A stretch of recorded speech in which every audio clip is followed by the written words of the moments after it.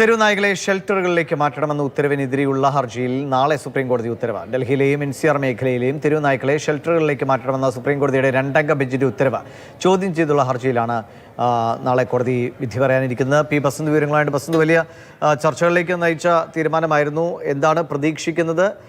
ഡൽഹിയിൽ വലിയൊരു പ്രശ്നമായി തുടരുന്നതാണല്ലോ തെരുവുനായ ശല്യം.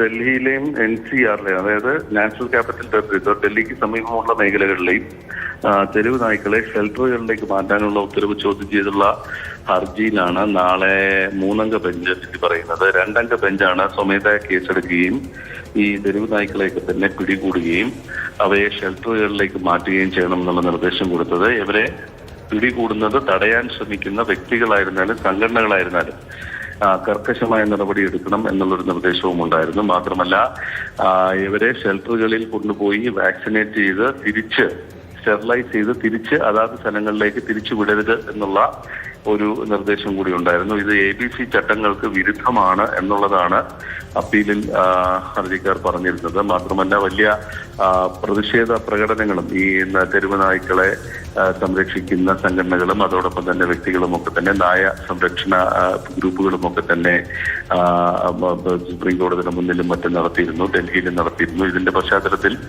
ഒരു 3-അംഗ ബെഞ്ചിലേക്ക് ഹർജി വിടുകയായിരുന്നു ചെയ്തത് അപ്പീല്.